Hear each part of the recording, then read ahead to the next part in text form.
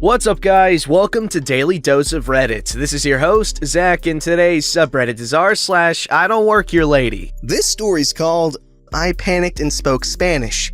Fun little factoroni about this little story. We read another story by this Redditor here. It was called, I Must Work Here Because I'm Filipino. It was a few videos back, but, I like to point out when we read continuations or stories from the same person. Anyway, it's called I Panicked and Spoke Spanish. So a few weeks ago, I posted a story about this rude lady who insisted I worked in a bookstore because I'm Filipino. I was talking to my friend during lunch the other day, and I remembered another I Don't Work Here Lady incident when I was in Hong Kong, nearly 2 years ago. Not as ridiculous as the first one, just hilarious. On my expense, at least. When this incident happened, we were in a clothing store in Ocean Center. Maybe Uniqlo or H&M? I can't exactly remember which. I was in the process of returning the clothes my mom decided she wasn't going to buy when this older lady grabbed my arm and started asking me a question. I won't call her Karen because I didn't stick around long enough to measure her level of entitlement, even if the arm grabbing was already pretty rude in and of itself. So I'll just call her Old Lady. Old Lady is talking and gesturing to the clothes in her hand. If I had to hazard a guess, she might have been asking for a new stock or something. My brain freezes and goes into a low-key panic mode because 1. Old lady grabbing my arm really caught me off guard, and 2. I do not speak a lick of Cantonese. I recognized that she was speaking in Cantonese, but I had no idea what she was saying. You would think the whole scenario would be easily remedied if I spoke in English or Filipino to inform her I don't work there / I can't understand her. But, well, my brain kind of stalls. Note, this entire fumble happens in the span of 3 seconds tops. Anyway, it decided it would respond in Mandarin. I know how to say I don't speak Cantonese in Mandarin, but for whatever reason, when my brain realized speaking to Old Lady in Mandarin doesn't make sense, it decided, okay, we don't remember how to say that.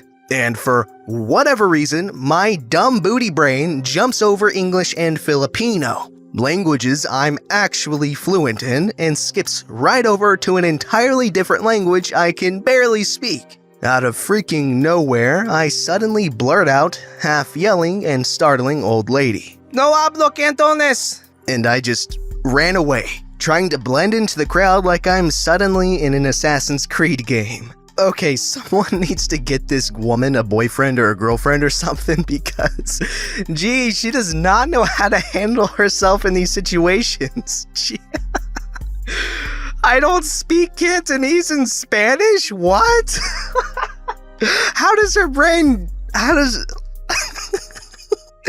Oh man, that's adorable. This story's called I Am Not a Guide for Haunted Attractions. Well, it seems I can't escape the I don't work here moments at haunted attractions. Last night, I went to a haunted attraction with a friend. If you read my previous haunted attraction one, then I have to say this.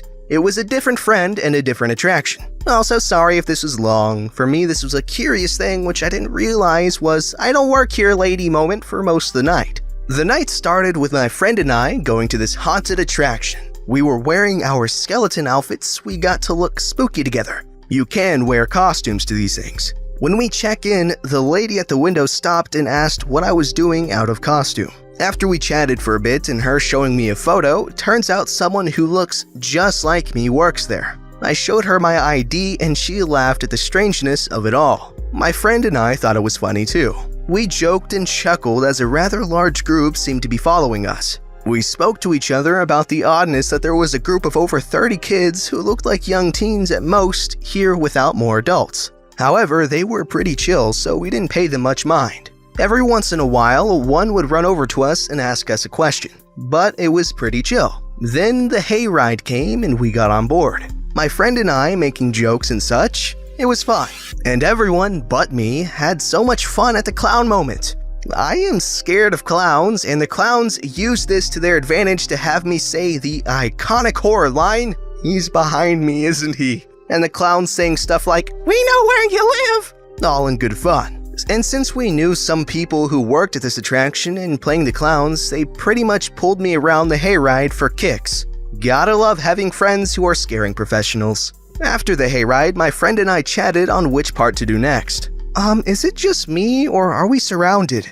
Asked my friend as the group of kids appeared next to us with those couple of adults in tow. Yeah, escape to the haunted house? Yep, she said, and we ran off trying to get away from the group as neither of us do good with crowds. Funny thing, those kids were fast. They kept up. So we ended up at the haunted house with a group of kids and a couple of adults in tow. And yep, the group we were put in had a few of the kids who seemed very eager. And yes, questions ensued. My friend and I tried to ignore the kids. However, that was much harder this time, as they would go the wrong way, try to hit the actors, or, not even sure how, get stuck on the set pieces. As my friend and I knew some of the actors and how hard it is to put on the show, we were doing our best to keep these kids from making a mess of things. It was like babysitting without getting paid, yet with awesome things around. Bright side was no one complained about the fact my friend and I were having fun trying to spook each other out too. I mean, I did disappear at one point to the haunted house as part of a magic act, only to jump out from behind a tombstone at the graveyard.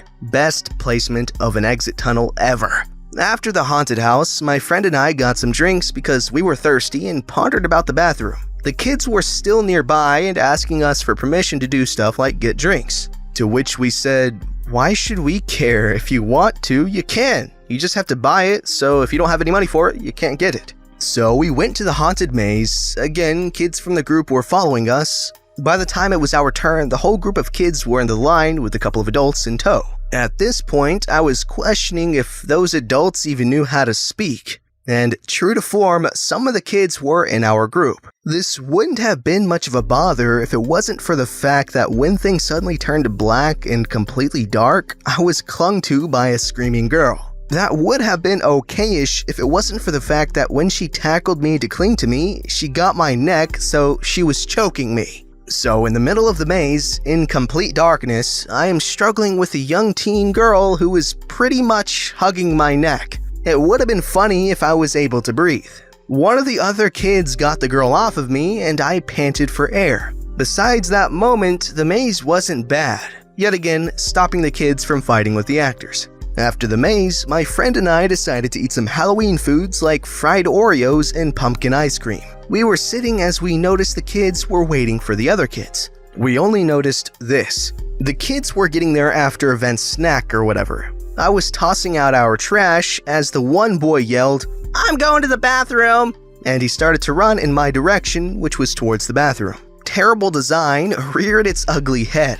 I noticed between the trash cans in the bathrooms was the tractor path and the boy was heading straight for an oncoming tractor. The boy got to me and I scooped him up as the tractor got to us. I put him down next to me. Are you insane? Didn't you see the tractor? You could have been run over. Thank God you are all right. Don't do that again, you hear? I yelled. The boy stared at me and then thanked me. After the tractor passed, he went to the bathroom. That was when one of the adults came up to me. I was prepared to get chewed out by a parent for touching their kid or yelling at the kid. Thank you so much. You really do a good job here. Do I give you the tip or do I give it to your boss?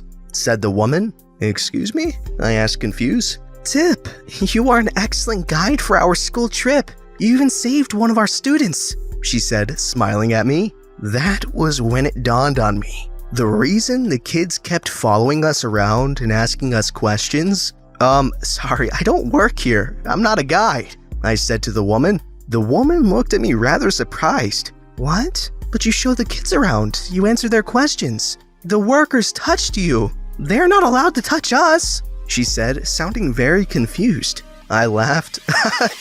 Yeah, you see, those were my friends. They work here. I don't. So yeah, my friends know I will play along and we would never hurt each other. So yeah, not a guide, just a friendly person who didn't want to see anyone get hurt. But if you are their teacher, you should tell them not to pick fights with the people working here. That's an issue. No one wants to get hurt, I said to her. She smiled and walked off to the group. I rejoined my friend and told her what was going on. She got a laugh out of it. We were chilling out for a bit, still drinking some hot cocoa, when the group of kids and the adults came up to us and all said thank you together before they left. Man, I wish my school did school trips like this, said my friend. Me too. Not sure if they really are a school, but with that many kids per an adult, I sure hope so. I replied before we left and went to enjoy watching Halloween movies for the rest of the night. Don't you love wholesome Halloween stories? They don't all have to end up like, someone or multiple people getting their heads chopped off or throats slit or, myriad of other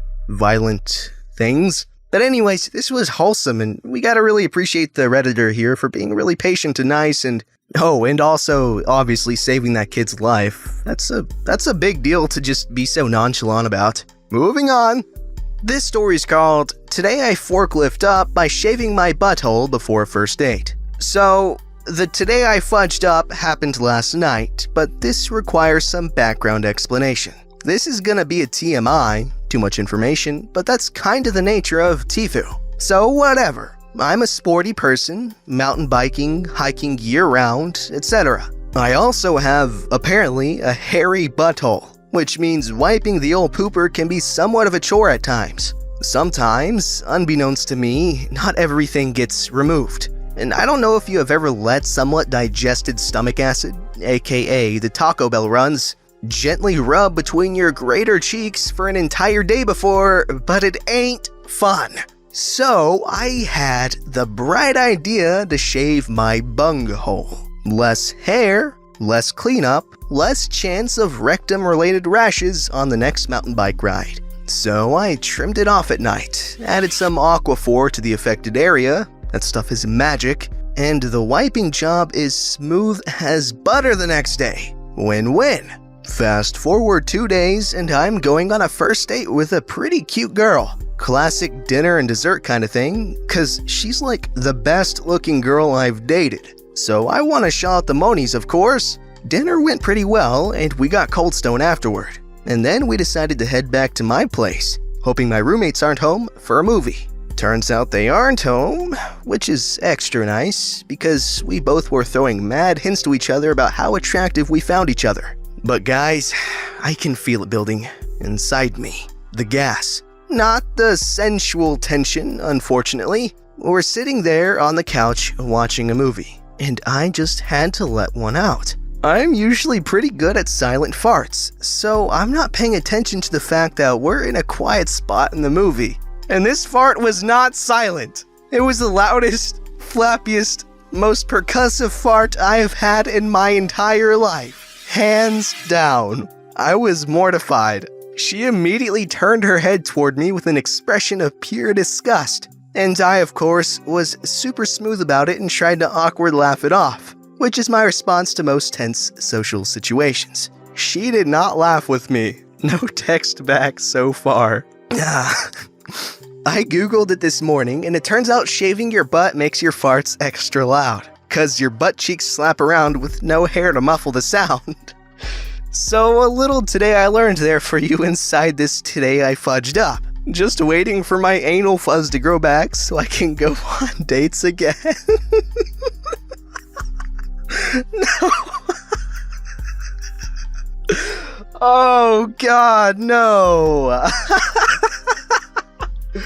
It's okay, dude. It's okay. You know what? She might have been, like, the hottest, most gorgeous girl out there, but you know what? If she can't handle an accidental fart, is she really worth being with? I mean, I know people usually try to save farting around each other for later on in the relationship when, it's kind of too late to leave over stupid things. But, accidents happen, and if she doesn't understand that, then she's probably not going to understand a lot of things. I'm not saying she's stupid, just not understanding of a person. But hey, at least you learned that pretty early. This story's called, Today I Fudged Up by Removing the Memory Foam Sleeve Cover Off of My Mattress. So I removed my bed sheets and noticed a vomit stain on our mattress. My wife had tried to clean that a while back when my son was sick, but we never got the stain out. Since I was feeling awesome that day, I decided to go a step further and remove the mattress sleeve cover. Then I thought, since I've come this far, I should remove my son's comforter and his bed sheets too.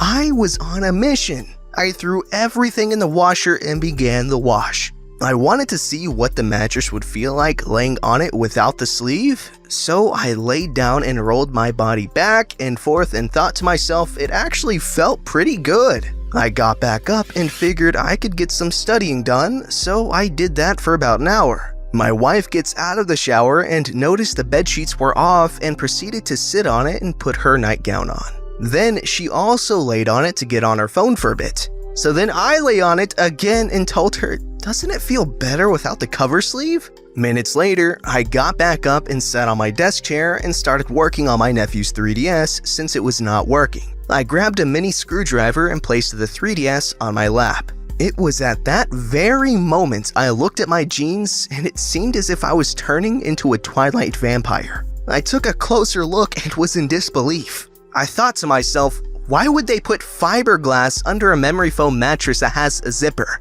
The zipper must conveniently be there so that the owner can remove and wash the cover. That convinced me enough to think it's probably just fabric from the sleeve. The thought would not get out of my head, so I picked my phone up, which was also glistening, and Googled, do memory foam mattresses have fiberglass? Did a couple scrolls down and saw a YouTube video talking about a family forced to leave their home over fiberglass mattress covers. Then I ran into another Today I Fudged Up Reddit story which had a similar story. My heart began to pound and I started saying, crap, repeatedly. My wife asked what was wrong and I told her to get off the mattress and we need to get rid of it. She was clueless until I showed her what I had found. I ran to the kitchen and put on gloves and a cheap face mask, pulled out a box of 120 count hefty trash bags, and started cutting them open to tape over the mattress with duct tape.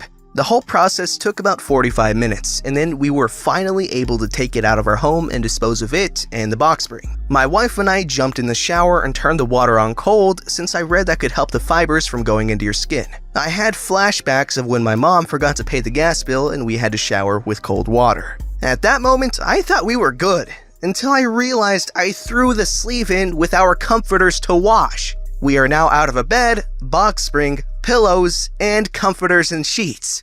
I'm typing this up as I lay on an airbed which has a hole in it and I could hear the dang air leaking.